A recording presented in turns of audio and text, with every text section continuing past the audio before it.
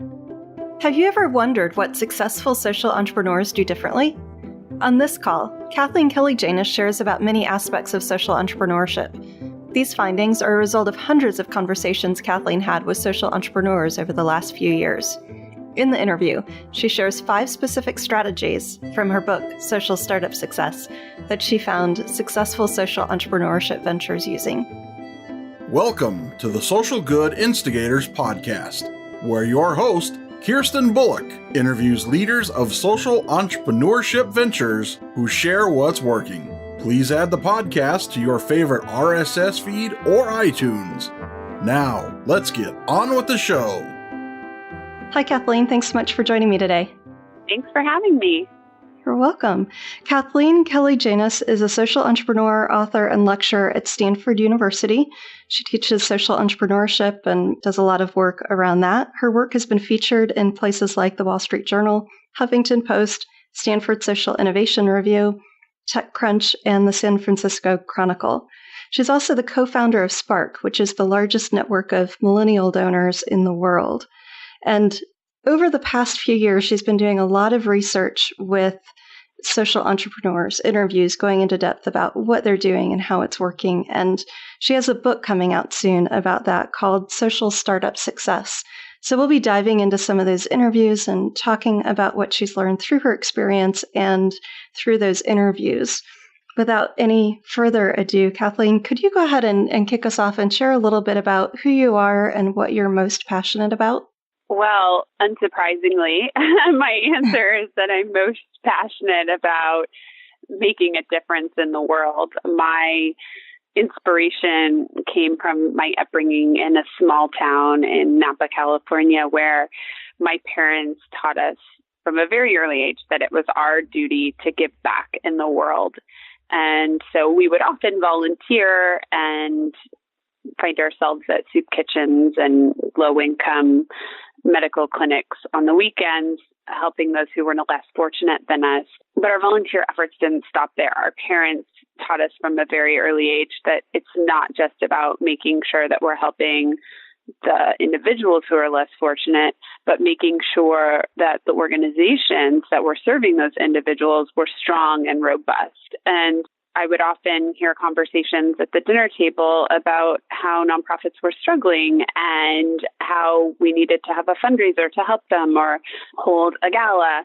And my parents would organize them, and they sat on dozens of nonprofit boards over the years. And so this is really what inspired me to write Social Startup Success, my new book, because I realized from a very early age that organizations need strategies and tools and support to be able to do the important work that they do. And that is what I'm most passionate about today. That's awesome. And what is your definition of social entrepreneurship? I know there's a lot of different ones floating out there. So what do you use? Exactly. Well, my focus is on nonprofit social entrepreneurship. And I think about social entrepreneurs as anyone who is using innovation to solve social problems. And so this could be in a for-profit context. It could be in a nonprofit context. My experience is working in the nonprofit sector, and so that is the focus of my book. Okay, great. And you talk about top-performing social entrepreneurs. What's your definition of top performing? And do you have an example? Maybe it would help to have an example of a specific one that stands out. Yeah, I mean, what I realized in teaching at Stanford, where I teach social entrepreneurship and having this front row seat to this boom that's happened in Silicon Valley over the past couple of decades, is that there's been this parallel boom for nonprofits and for nonprofit social entrepreneurs as well. But I also know from my upbringing and from my own experience starting Spark that a lot of organizations really struggle to get the capital that they need to grow their organizations. And so I learned this lesson the hard way when we co-founded Spark. We were doubling our revenue every few months in the beginning, and growing like a weed. And then at a certain point, we hit a wall. And it was just when we hit our stride that we hit this wall and couldn't get the capital that we needed to grow our impact. And so I became really curious, wearing my research hat at Stanford, well, who were all these organizations that were part of this boom that we're experiencing, that were growing up around us? And I learned that, in fact, the wall that we experienced with Spark is a real thing, that 2/3 of nonprofits in the United States, or 200,000 organizations, are $500,000 and below in revenue. And for many organizations, this is plenty of capital to do the important community-based work that they do. There will always be a place for the small mom and pop shop or the small community-based organization.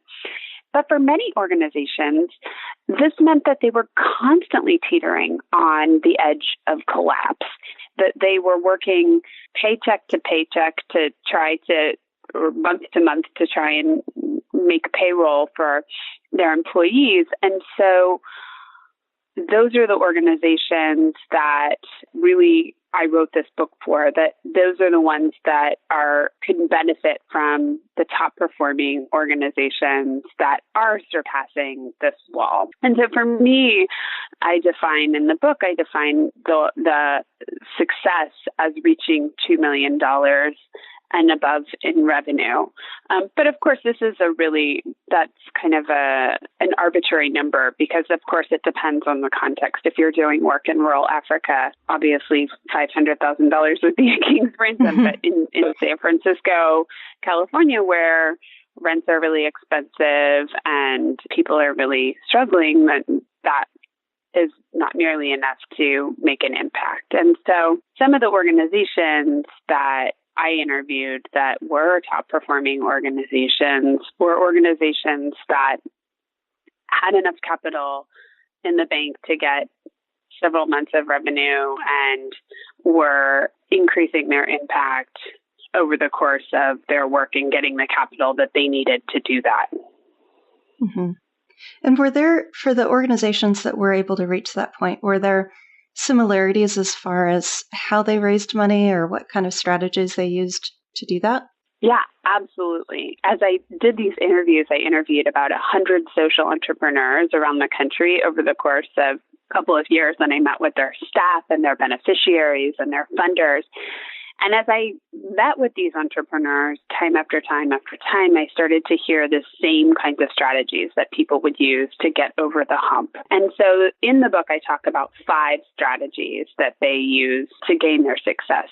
They tend to talk about a period where they test ideas early on to figure out what works before they go out and raise capital. And this is really critical because it allows them to develop a culture of innovation that helps them constantly be innovating as they grow. The second thing that I saw is that organizations that tend to scale more quickly say they began measuring their impact very early on in the organization. And this is also super critical because those are the organizations that are able to go out and talk to donors about the impact that they're having and prove that they're having success. But it also shows them what's working and what's not, so that they can really improve their model as they grow. The third strategy is that the organizations that scale are able to test out different sources of earned and philanthropic capital early on that helps them develop a funding model through funding experimentation.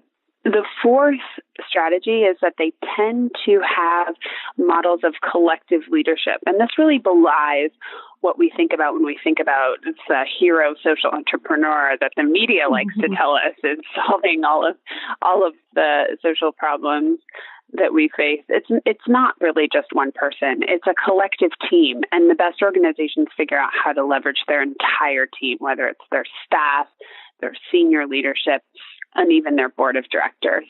And finally, they tend to do a really good job at telling the story. You can't build a movement unless you are able to get other people behind you. And storytelling is a really critical component of that. So the best organizations tend to prioritize storytelling, not only at the executive director or founder level, but at every level within the organization, making sure that their staff, their beneficiaries, their funders, and their board are all able to tell the story in an effective way, because those are the brand ambassadors that can help get other people on board and build that movement. So when you hear all these 5 strategies, to me, what's so exciting about them is that they are strategies that any organization can implement, no matter how many resources they have. And it doesn't necessarily take, a huge tranche of capital to lay the foundations for success. So what I hope this book will do is to provide people with the strategies that they need to be more effective organizations, so that we can stop wasting capital on barely making ends meet and really focus on the impact and the problems that we're trying to solve. Absolutely. And if we could go back to the second item that you talked about, organizations that were successful, they begin measuring impact really early on. Because without a large amount of funding, it's kind of limited how much impact can be measured. So what were some of the ways that they were measuring that impact? It's a great question. This is something that folks in the nonprofit sector really, really struggle with. The good news is that we have more access to data than ever before. So 75% of nonprofits say that they're collecting data regularly.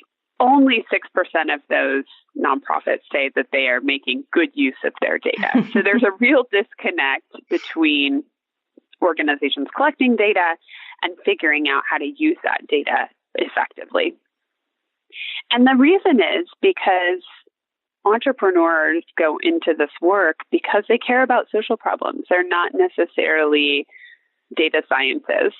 They're often social workers, as you are, mm-hmm. or people with much more connections to the communities and focus on the communities. And so I think a lot of nonprofit leaders get, especially in those early stages where it might be just 1 or 2 or 3 staff members, get scared by data and don't really know what to do with it, and sort of get handcuffed by not really having that expertise, when it doesn't actually have to be all that complicated.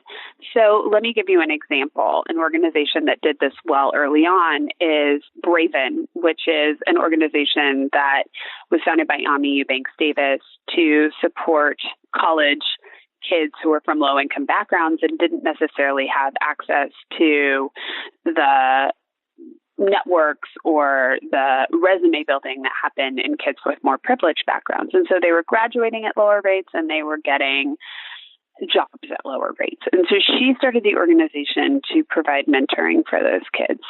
The problem is she started with a class of freshmen, and so she wasn't going to know for 4 years whether her programs were actually having an impact early on. But that didn't stop her from trying to collect data. What she did was she figured out, well, what are the 2 or 3 indicators that I can track to make sure that I'm on the right path? Because she had to, first of all, make sure that her programs were working. And second of all, she had to be able to go to funders and show them that it was making progress, or she wasn't going to get funding to continue.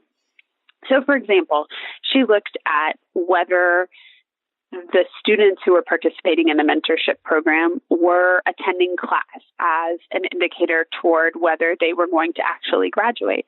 Or she looked at whether their mentors would recommend them for jobs as an indicator of whether they were actually going to get jobs. So again, not complicated questions. It's just figuring out what matters. Albert Einstein famously said, everything that you can count doesn't necessarily matter, and everything that matters can't necessarily be counted. And so I think it's a matter of figuring out the balance between what is trackable, what is not, and really tracking what you can and doing it in a simple way that actually matters. Right. And it sounds like that's kind of the beginning part of a logic model. And logic models were really common, 15, 20 years ago. And I don't know if they've fallen out of vogue or not, but were there any formal assessment methods that people tended to use? Yeah, absolutely. I mean, I think logic models will always have their place. The model that I talk about in social startup success is the theory of change, which again, I think a lot of nonprofits know that they need, but don't necessarily do well. So figuring out how to really get some expertise to build a theory of change that is really just a fancy way of showing what's your solution to the problem, what's your hypothesis about how you're solving the problem that you seek to solve. And so organizations did that by bringing in people from the for-profit sector to help facilitate theory of change retreats, leaning on board members to help develop a really robust theory of change, and then using that theory of change, as you say, as the beginning of those key performance indicators to figure out, okay, well, what are the metrics that we need to be tracking in order to see whether we're on track towards achieving our ultimate vision, our ultimate goal. Very neat. So just walking through that as a formal process. Yeah, absolutely. And in the book, I give a step-by-step case for how you can do a theory of change workshop in a very easy way that doesn't require hiring a very expensive facilitator, that that can leverage and tap into the talents that you have that are existing within the organization. So in your interviews, did you talk mostly to established organizations or mostly to brand new organizations, or a combination? So I was really interested in looking at these very early stages of organizations. And so I was lucky to talk with some very established leaders like Ellen Casey from City Year and Wendy Kopp from Teach for America. But of course, their memory of those early days is hazier than the organizations that are newer. Those organizations started in the late 80s, early 90s. So really, I think I got the most benefit out of talking with organizations that were newer in climbing over that hump and learning their more recent experiences. I ask that because I was curious. There are some established organizations that have become much more innovative, entrepreneurial in a lot of ways, even though they've been around 50, 100 years. So I was just curious if you'd ended up having any conversations with people from those types of organizations. Yeah, those larger organizations have no choice but to become innovative, right? Because that is really where the trend is headed. And so, yes, a lot of really big organizations like the American Red Cross or the Sierra Club that have been around forever are taking more innovative approaches and being honest with their data. There's this great case study about the Nature Conservancy, a very old organization that is looking to reduce species extinction globally. And they had this program for years called the Bucks and Acres program, where they were raising money to buy acres of land and with the hopes that that would lead to species extinction. And it was a great marketing plan. It sounded really good that a funder could buy a few acres of land, and they sold thousands of acres of land and raised millions of dollars, tens of millions of dollars. But species extinction was at its highest rate since the extinction of the dinosaurs. So by their own definition, they were utterly failing. And so I think some of these really honest and innovative approaches toward impact measurement have been critical to those organizations to take a fresh approach and to look at what's working and look at what's not. And a really important piece of innovation is being honest about failure and being transparent about failure and reframing failure not as a bad thing, but as a good thing, because it's getting us one step closer to our goals. And that's a real culture change that has to happen broadly within our culture, but especially in these older organizations that have been operating in much the same way for many, many years. And of course, they're better resourced in a lot of ways than these really small, young startups that you've been talking to. So a lot of times they can afford to make those innovations too. Absolutely, absolutely. But changing a culture in a big organization is really, really hard. And it's hard. So it's, in a way, smaller organizations do have the benefit of being able to create these cultures from the start. Mm-hmm. And it sounds like that's really what a lot of these organizations have done, is build that into the fabric of who they are. Absolutely. Great. Well, Kathleen, thank you so much for joining me today. Before we close, do you have any words of encouragement or inspiration for our listeners? Well, I truly believe that everyone in this world has the capacity to make a difference, whether you're in the for-profit sector or whether you're in the nonprofit sector, whether you're running a nonprofit organization or acting as a board member or a volunteer.